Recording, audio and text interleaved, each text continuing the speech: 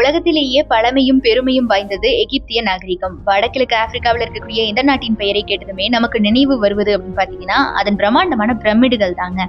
உலக அதிசயங்கள்ல ஒன்றான இந்த பிரமிடுகள்ல பல பண்டைய எகிப்து மன்னர்களின் உடல்கள் பாதுகாப்பா வைக்கப்பட்டிருக்கு.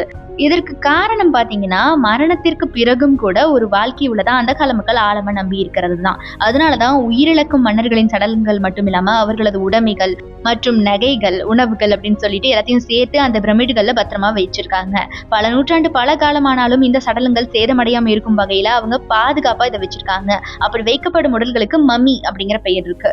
இந்த பிரமிடுகள்ல பல்வேறு ரகசியங்கள் புதைந்து இருக்கிறதா கூறப்பட்டு வருது. அதனாலதான் இது குறித்த பல்வேறு ஆய்வுகள் தொடர்ந்து இப்பவும் நடந்துகிட்டே தாங்க இருக்கு. இப்பவும் கூட சில அதிர்ச்சிகரமான தகவல்கள் வெளியாகி இருக்கு. அதன்படி எகிப்துல 1 மில்லியனுக்கும் அதிகமான விலங்கு மம்மிகள் கண்டுபிடிக்கப்பட்டிருக்கு. அதுல பல பூனைகள் இருக்காம். சமீபத்துல கூட எகிப்தின் கெய்ரோவின் தெற்கே இருக்கக்கூடிய சக்கரா நெக்ரோபோலிஸ் அப்படிங்கிற பகுதியில ஆய்வாளர்கள் நடத்திய ஆய்வுல 4300 ஆண்டுகள் பழமையான மம்மி ஒண்ணு கண்டுபிடிக்கப்பட்டிருக்கு. அதாவது 43,000 ஆண்டுகளுக்கு முன்பு எப்ப எங்க விட்டு சென்றார்களோ அதே இடத்துல அப்படியே இருந்துச்சான் அந்த மம்மி. இப்ப விஷயம் இது இல்லைங்க, ரொம்பவே அதிர்ச்சிகரமான தகவல் ஒண்ணுதான். அதாவது எகிப்தின் லக்ஷர் பக்கத்துல பாத்தீங்கன்னா தொல்பொருள் ஆராய்ச்சியாளர்கள் 1935ஆம் ஆண்டின் ஒரு பழங்கால மம்மியை கண்டுபிடிச்சிருக்காங்க.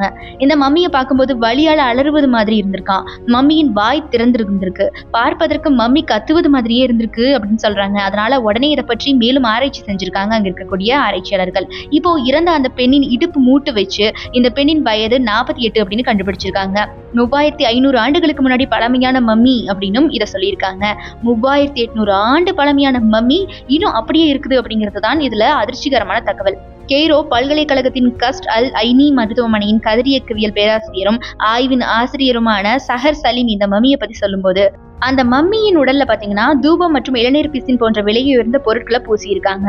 இந்த பொருட்களை பாத்தீங்கன்னா வெகு தொலைவில் நின்று தருவிக்கப்பட்டு இந்த சடலத்துக்கு பூசி இருக்கலாம். அதனால இறந்து போன பெண் மிகப்பெரிய அந்தஸ்துல இருந்தவங்களா இருக்கலாம் அப்படின்னு தெரிவிச்சிருக்காரு. இந்த பெண்ணின் மரணத்திற்கு பின்னாடியும் கூட அவருடைய உடல்ல விலையுயர்ந்த பிளாஸ்டர்கள் போடப்பட்டிருந்திருக்கு.